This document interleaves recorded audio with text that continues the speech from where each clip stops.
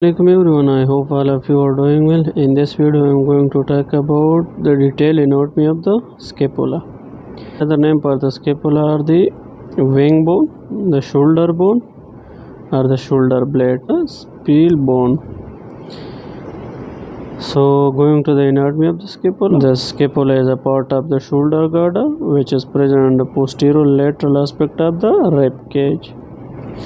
So going to the anatomy of the scapula. So the scapula have two surfaces, three angles, three borders, two processes, one spine. So going to discuss the surfaces of the scapula.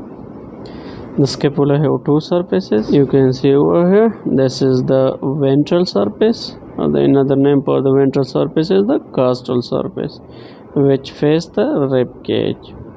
So if you see this costal surface from the medial or lateral, it is concave more here below, while a little bit concave at the upper end. So this ventral surface of the scapula gives attachment to the subscapularis muscle. The another surface is the dorsal surface. So you can see over here, this hole is the dorsal surface of the scapula. You see the dorsal surface of the scapula from the medial or the lateral border. You can appreciate it. It is more convex at the lower end, while it is less convex at the upper end. So you can appreciate it from the lateral border. It is more convex here, where it is less convex here. So the dorsal surface is further divided into two regions by the spine of the scapula. You can see over here, this is the spine of the scapula up to here.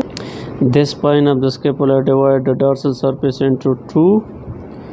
The surface below the spine of the scapula, this is the surface which below the spine of the scapula. This is the infrascapular fossa, while the surface above the spine of the scapula, you can see over here, this is called suprascapular fossa.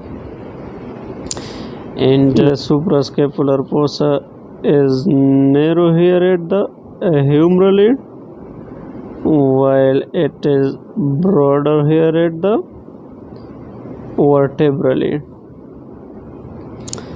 So medial two-thirds of the suprascapular fossa gives origin to the supraspinatus muscle, while the medial two-thirds of the infrascapular fossa, you can see over here, this is the medial two-thirds of the infrascapular fossa. This gives origin to, and while these areas are covered by the fibers of the infrascapular muscles, while this area of the suprascapular fossa covered by the fibers of the suprascapular muscle. So the infrascapular fossa and the suprascapular connected to each other by a notch here, you can appreciate it here. This is the notch. This connects the infrascapular fossa to the suprascapular fossa. This notch you can see over here, this is called a spinoglenoid notch. The subscapular fossa, this is the subscapular fossa or the ventral surface of the scapula, and the suprascapular fossa, you can see over here, this is the suprascapular fossa. These two surfaces are connected to each other by a semicircular notch. You can see over here, this is the notch here. This connects the subscapular fossa to the suprascapular fossa. This notch is called a suprascapular notch. Now going to the angles of the scapula, we have three angles in our scapula. The first angle is the superior angle. This is the superior angle. The second is the inferior angle, while the third is the lateral angle. So if you see the superior angle, you can see over here, the superior angle is formed by the union of the superior border. You can see over here, this is the superior border, while this is the medial border. It is formed by the union of the superior border and the medial border. So this angle, if you see from the mid, it is little bit wider here, and the inferior angle you can see over here, this is the inferior angle, which is formed by the union of the lateral border and the medial border. And if you draw a line vertically through this angle, then this line is called a scapular line. The another angle is the lateral angle. You can see over here, this is the lateral angle. In the lateral, if you see the lateral angle, it has a cavity, you can see over here. This cavity is called a glenoid cavity, which form a joint with the head of the humerus. Now if you see below the glenoid cavity, there is a constricted area. You can see over here, there is a constricted area around the glenoid cavity. This constricted area is called the neck of the scapula. If we draw a line here at the base of the coracoid process, you can see over here, base of the coracoid process, then it is called the surgical neck of the scapula. We have two neck in our scapula. One is the surgical, the other is anatomical. The anatomical neck is just the constricted area below the glenoid cavity, while the surgical neck is the area by a line which is drawn just at the base of the coracoid process. So this is called a surgical neck of the scapula. This lateral angle is also called a head of the scapula. Going to the borders of the scapula, we have three borders in our scapula. One is the lateral border, you can see over here, which is also called axillary border. The other is superior border, you can see over here, while the other is called medial border or the vertebral border. So if you see the axillary border or the lateral border, it is thickest of all the three borders. You can see over here, it is thickest of all the three borders.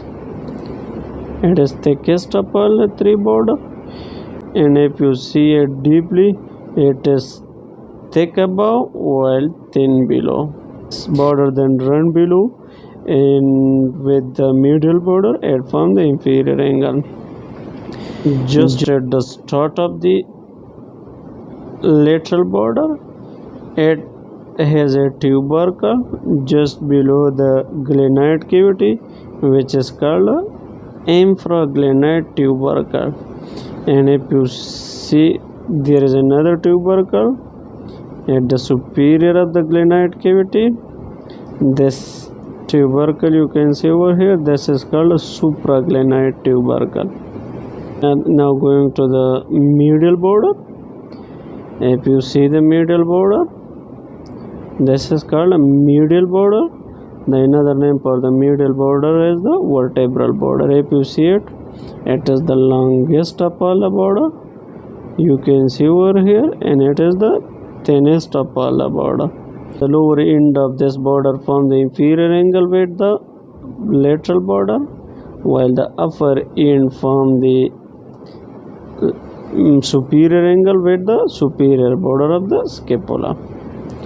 So going to the superior border of the scapula, the superior border is the shortest of all the border, and this border forms the superior angle with union of the medial border. You can see over here, the union of superior and inferior border is called superior angle.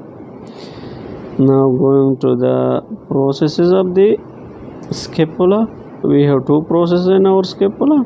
You can see over here. This is the coracoid process and this is the acromial process.